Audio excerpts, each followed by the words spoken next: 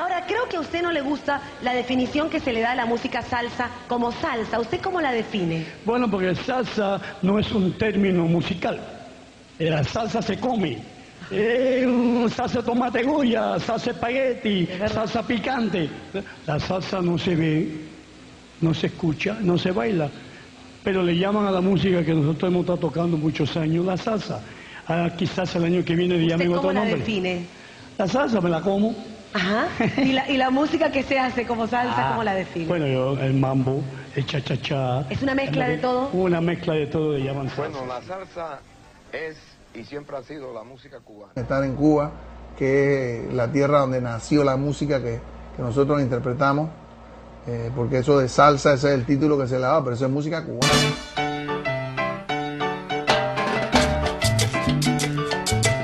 Pero el nombre de salsa vino porque empezamos a viajar por toda Europa, y países extraños, Japón, en África, donde no se hablaba el lenguaje español, el castellano.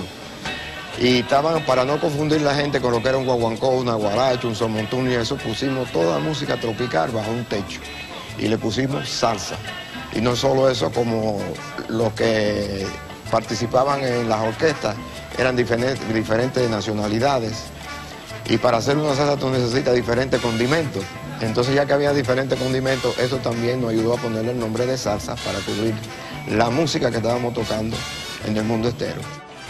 El movimiento de la salsa aquí, especialmente en Nueva York, fue creado de una manera porque antes del 71 se conocía esta música como música latina. Era mambo, era guaguancó, era cha-cha-cha. Nosotros, tengo que mencionar el señor Idris Sanabria, que tenía una revista que se llamaba Latin New York, el señor Jerry Masucci, y yo creo que yo fui parte de eso también, que empezamos a promover la palabra salsa. Ahora, ¿a dónde lo inventaron? Yo no sé si fue en Venezuela, si fue aquí en Nueva York, si fue en Puerto Rico, pero empezamos a explotar lo que se llamaba salsa y juntar todos los ritmos caribeños así, bailables, movibles, que antes eran mambo, cha-cha-cha, guaguancó, bomba plena, lo que sí, lo que era.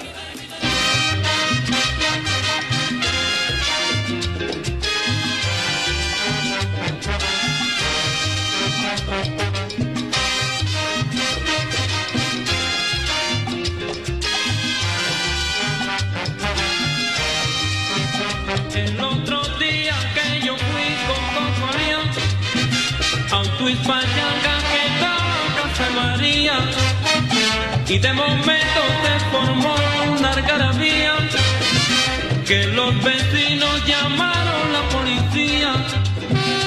Nunca supe cómo llegué a mi casa, porque salté como perico por la ventana. Como Cocolía se quedó en casa de mi tía, se lo llevaron corriendo los policías. ¡A gozar!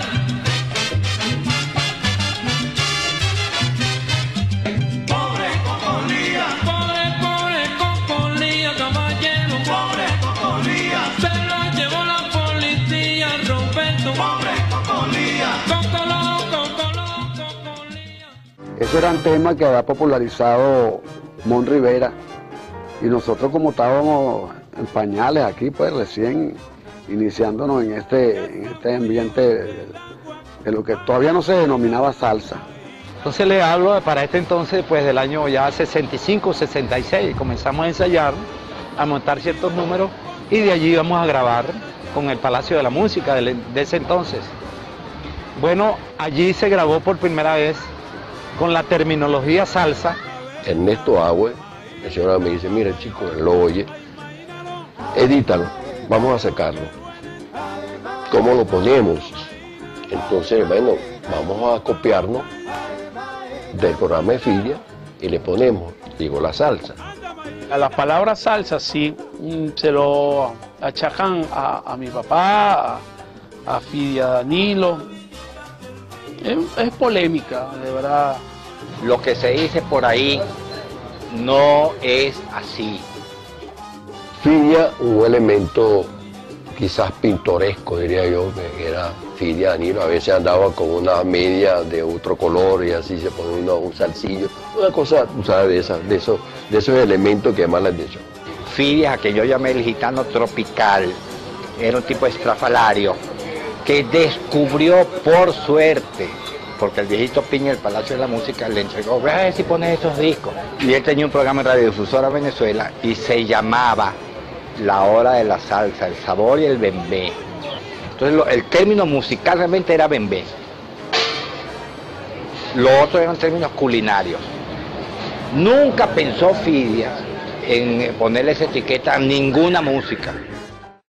Muchos cubanos dijeron que simplemente esto ya lo había inventado por allá Ignacio Piñeiro con la salsita, que realmente es una referencia a la gente que iba de La Habana a Cienfuegos y estas fritangas y todo, y sacaron esta pieza que no tiene que ver nada con el tema de salsa como tal. Y que te comentaba también que en mi experiencia docente, yo comento que muchas veces la etiqueta condiciona el contenido y no al revés, el contenido es lo que debe condicionar la etiqueta, pues. Y sobre esa palabra salsa se ha hablado mucho. ¿Cómo nace, cómo llega esa palabra a tu disco y qué te representó en ese entonces? Bueno, dio la gran casualidad o la gran fortuna de que yo le puse a mi primer long play y llegó la salsa. Fidia tenía un programa, llegó la hora de la salsa, el sabor y el bembé. Y yo escogí esa palabra sin darse cuenta Fidia ni Federico y su combo de que esa palabra iba a ser el sello de la música latina a nivel mundial. Claro, porque después se la llevan Richie Ray, Bobby Cruz. Sí, como aquí nadie, los sellos disqueros nunca nos tomaron en cuenta en promovernos en el exterior, ¿verdad? Ajá. Entonces todo el mundo decía lo que mejor le parecía, como venía de los Estados Unidos o de Nueva York y eso. Bueno, la primera creencia, como hay tanta promoción de esos grupos de Puerto Rico y Nueva York, le creen más a las personas que vienen del exterior. Pero ya Fidia estaba dándole aquí, años 65, 64, llegó la hora del sabor, la salsa y el bembé, ¿verdad? Y yo le puse, con fortuna, a mi primer long play llegó la salsa. Como le pude haber puesto, llegó la hora del bembé o otra cosa, pero con fortuna le puse la palabrita salsa. Oye, qué fortuna, porque y qué fortuna tuvieron los que explotaron también el género. Claro, y uno aquí, nada. Fíjate que voy a leer del libro de Alejandro Calzadilla, en La Salsa de Venezuela. Él dice lo siguiente: curiosamente este LP, del que estamos hablando, Llegó la Salsa, cuya portada era lo menos latino salsoso que uno puede imaginarse. Mostraba a dos parejas de chicos blancos bailando algo parecido al twist y titulaba en grandes letras Llegó la Salsa, aunque portada y música nunca tuvieron nada que ver. En larga duración sí marcó el inicio de lo que sería la denominación colectiva y comercial del nuevo movimiento musical de la juventud del Caribe hispano. Pasaría algún tiempo hasta que el nombre se acuñara definitivamente, pero a partir del año 1966 el término inició una larga carrera en la que poco a poco fue ganando terreno hasta que propios y extraños han terminado por utilizarlo.